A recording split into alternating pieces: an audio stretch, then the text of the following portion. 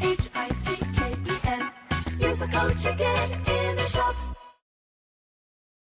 Hey guys, the chicken is here. We are back today with another Boom Beach video. In today's video, guys, we have one of the top players in Warships, really ever. We've got Kaktus on the call, and he's going to help us go over the day one path. So Kaktus, how are you doing? Maybe give us your kind of opening thoughts on the season here. Hey Chicken, I'm good, thank you.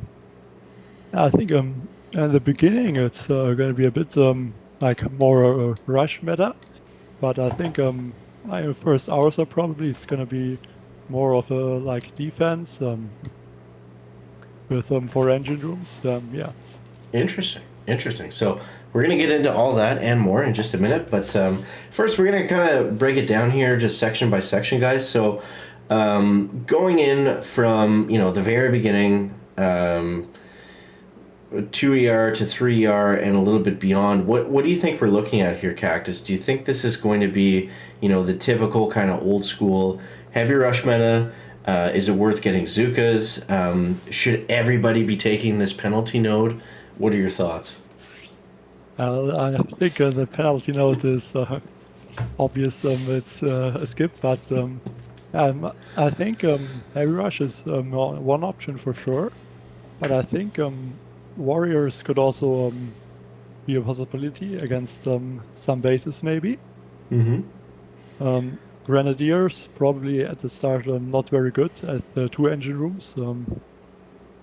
Yeah, but Blair is going to be important, but that's in the next engine room most likely if you want to skip the Grenadiers. Right, yeah, it's it's kind of an interesting start in a way because it's kind of like old school heavy rush meta, and obviously warriors are kind of a better version of that, but we also have mines out. We got flares, we got smokes, we've got this weird penalty node for no reason. I think the path for most people that makes sense is to probably skip Grens, even though it's only 14 keys for some reason. Some of the key values in that we see in this season are kind of strange. We'll cover that more in a second, but yeah, I mean, if you really want Zukas, you don't really need to get this penalty. This almost seems like it's here to me just to punish people that would like unlock it by accident, kind of like I don't see any real like reason for it to be there. But anyways, so most people will skip into 3 engines, fairly quickly. So when we look at the kind of 3 ERs to 4 ERs Kaktus, we've got some, we got some stat nodes up here. Things might be starting to look more defensive because we don't really have a ton of offensive options at this point. So yeah, what do you think about, kind of the transition? Well, this will still be really day one, going in towards 4 ER. So what are your thoughts on that? Yeah, I think like you said, it's a bit more defensive, but probably with Flare, like heavy rush is gonna be pretty strong. There's not that much defensive also. Like I think cannons and machine guns from 2 engine rooms, and then possibly mortars and mines. So also boom mines. So not that much to worry about for the heavies.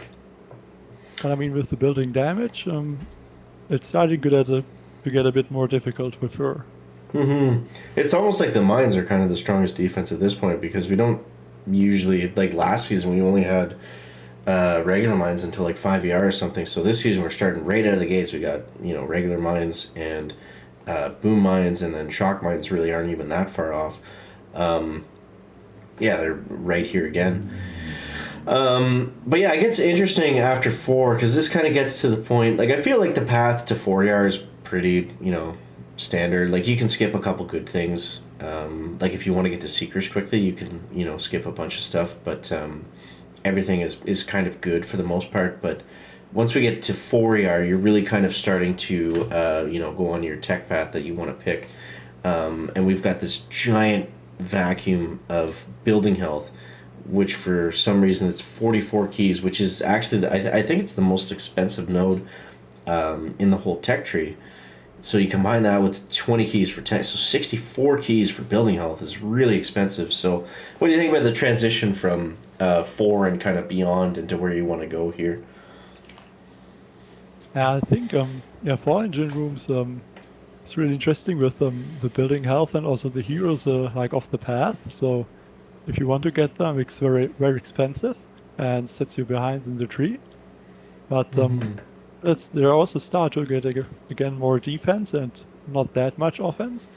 Like there's shock mines and flamethrower sniper towers, so that really helps against heavy rush, especially the flamethrowers and the shock mines. Right. Okay. And there's not that much to counter it, just like critter node and maybe troop health and brick, but that's also a lot of keys. So Yeah, for sure. So this critter node is kind of interesting. I don't think we've seen this before. I would think the choice for everybody is probably the regular critters. What do you think? yeah, well, regular critters I think are probably the safe option, but with some rushes, crystal critters could be good. I think yeah, the regular critters are probably the usual option for most, but I think crystal critters could have a chance also. Like with rushes, if you drop them far away from the troops, Really, they walk eh? toward them and they can clear a lot of mines or boom mines. So that could Oh, be an okay. option. Because they're kind of a cheaper version of critters. Do they pop mines when you throw them down? Is what you're saying? Yeah, if they walk towards like the heavies or the warriors, Oh, it depends okay. how the mines are set up, but could clear a lot of them. Oh, okay. Interesting. And explosive drones, do you think they'd have any impact, or are they just too weak at this point? I'm not sure, but I think it's they're not that strong. Like usually they would be used to take out like one engine room, Mm-hmm. and there's also smoke, so it could work, but the health could be too high, and with Right. 4 engine rooms already. True, yeah. The only thing, to kind of go with that is we potentially have a lot of gunboat energy because this first multi-node here, it's 40%, which is pretty high in comparison. I mean, match that with the gunboat, we're at like, what, 90% GBE, and then if you do have smoke, so I mean, but like you said, 4 engines, and if players have this building health, it probably wouldn't work at all. So, yeah, critters or crystal critters, probably the more normal option for everybody else. So yeah, we can keep moving along here. So moving into 5 engines, and I know this is the day one path video, but I think it gives you, like, you can't make your day one path without kind of having an idea of where you want to go, throughout the tech tree. Because obviously there can be a lot of things that help you win, right now versus, are you skipping ahead stuff? And I think that's kind of what we're getting into here at 5ER. So, yeah, at 5 engines, we got a lot of, we got all the good stuff, really. I mean, we got Seekers, Heavy Choppers, come on, Everspark, Boom Cannons, Shock Launchers. We've got a level 2 prototype node. So, with all the offensive stuff here, Kaktus, what do you think is, the right path, or, maybe some different options for different people? I think probably the most obvious would be to go towards Seekers, like pretty strong for sure at the beginning. But as you keep in mind with all the defense that you can get, at least with shock launchers, Seekers are not going to be very strong at all without shocks. So, Right, yeah, because there's no stopping the shock launchers, so, and there's also shock mines, and I mean, you only have so many critters, right? Because I feel like a lot of people, myself included, when we first looked at this tree, is like, oh, Seekers and Cryobombs coming at some point, so it's obviously a Seeker season, even though they're early, so you're thinking that might not be the best bet necessarily. yeah, like to get Seekers pretty fast, you also need to start from a high rank or reach like gold pretty quickly. So, and without some of the other things that you skip if you rush the Seekers, that could be difficult. And yeah, like all these defenses, these 4 defense nodes, they're also pretty strong against Seekers and actually against most of the troops. Okay. So let's say if we're not using Seeker's Kaktus, what do you think is going to be, a viable kind of I don't know, like a troop meta at this point, because what are we really using? We've got heavies and warriors and rifles and Zukas. Like, will most people be using some form of like heavy or rifle Zuka or something? Because we don't really have a ton of offensive tools at this point. I think it's probably that like quite a few are gonna rush maybe to Seekers or Laser Rangers also, and Mechs. Mm-hmm. Probably gonna be also a good combination. And yeah, I guess if someone wants to go with more defense, then tanks could be an option also. Oh, And okay. give the keys for the mechs. Yeah, that's true. We also do have tanks. So, I mean, yeah, if you want to go defense, you're kind of going all defense if you're going that route because, tanks obviously very slow. But, yeah, it really opens up in this area because there's a lot of different options. I feel like this is kind of that going to be split point in the season where you really have to make your choice. Are you going, offense seekers, or are you going all in on defense? Because, typically Warships does not cater to going in between, getting some defense, and then also, going seekers and being late to them. So, it's going to be very interesting for sure. So as we, move forward here towards the end of the tech tree, we do have bombardiers at 6. We got rocket choppers as well. We got a lot of stat nodes coming in: GBE, troop health, troop damage. You got this random kind of mine multi-node. A couple more troop boosts, a secret troop boost, and this is huge. We got tiny shock, speed serum, and cryo bomb. And I found this interesting because it's kind of like depending on the troops that you're using. So say you're using, bombers, speed serum, super helpful. Tiny shock, that's gonna be great for rocket choppers, instantly shut down. Especially we got 27 doom cannons this season coming at us, or cryo bomb for seekers are also gonna be huge. So, yeah, what do you think of kind of all this Kaktus kind of right before we go into that final 70-hour push territory? Yeah, probably the speed serum is gonna be the strongest. Like I think not sure a few seasons ago there was also the speed serum, and it also was pretty strong with yeah, probably most of the troops. And yeah, cryo bomb is like I think the defense is not really strong enough for the cryo bomb to have a huge effect for most of the troops. Oh, okay. Like it's just I think could be 90% building health, I think, so it's not Yeah. that much. Right. Yeah.